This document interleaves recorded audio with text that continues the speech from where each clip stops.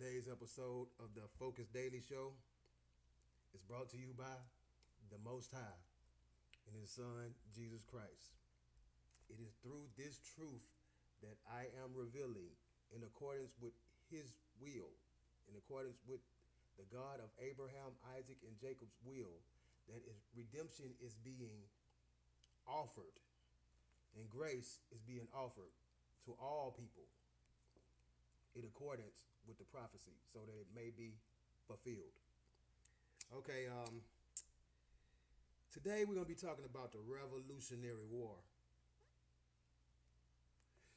Now, when I first started getting this information and wrapping my mind around this information, this particular area of time, this particular time and date in the timeline, I was kind of confused about it too, as to what exactly was going on.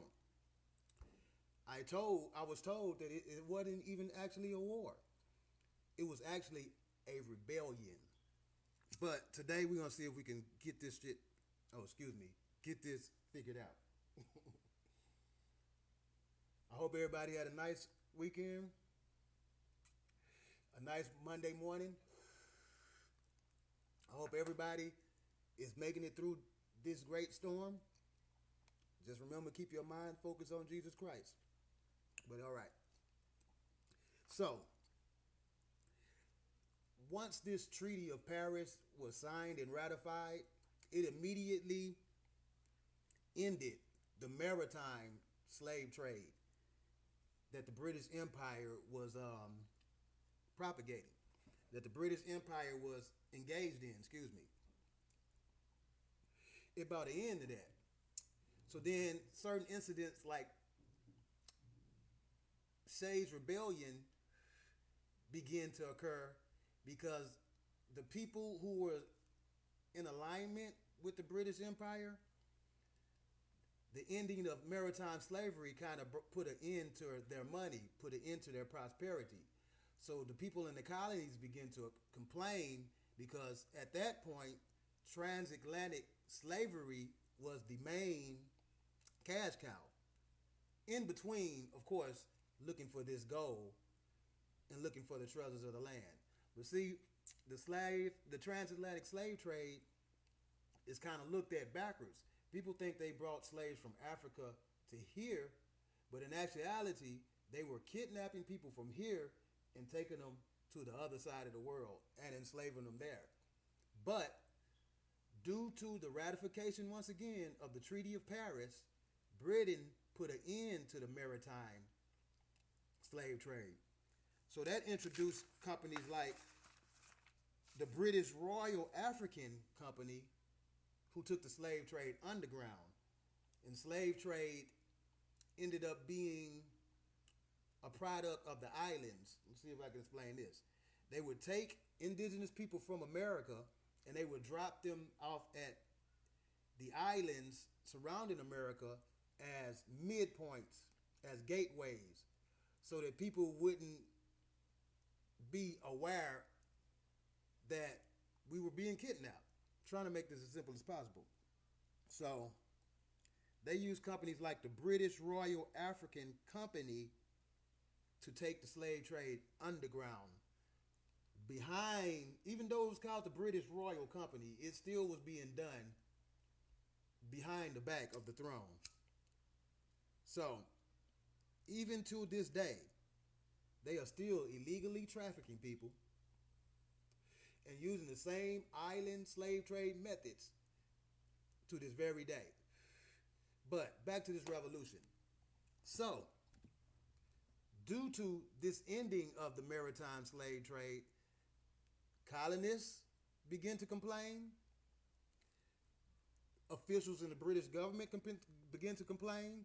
Even the French had their problems with it because, once again, this trafficking and slave trade was the second main cash cow besides, looting and plundering.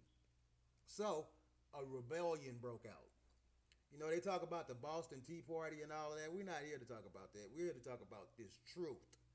A rebellion broke out and people began to rebel on all sides because everybody was trying to find their their grip in this new world that they was building, trying to get it together. So, okay, and due to the loss of this slave trafficking, revenue, um, what's the word I'm looking for? Money was cut. Okay, so yeah, once again, this rebellion breaks out. The natives, France, and Britain all played a part in this rebellion. But the natives was fighting for their freedom, fighting for their livelihood. British, Britain, and France were fighting over greed, pure demonic greed. Ultimately, though, once they realized the natives were taking advantage of the quarrel that was occurring between these two factions of the Confederacy, once they realized that, they realized they had to get it together. So they went back to their same initial game plan. One be friend, one be enemy. They surround them, encapsulate them, and conspire against them and attempt to destroy them from both sides. I don't really want to say completely destroy, because the Most High will never let us get completely destroyed. But He will allow us to learn from our mistakes. He will allow us to realize that it is only through Him, through His laws, through His statutes, through His decrees, that we may prosper. I don't know how many people are familiar with the Bible, but the Israelites continuously refused to follow the will of God. And according to the prophecy, that was done, and it ended up with the people being enslaved. So let's get back to this Revolutionary War, because I don't want to preach right now.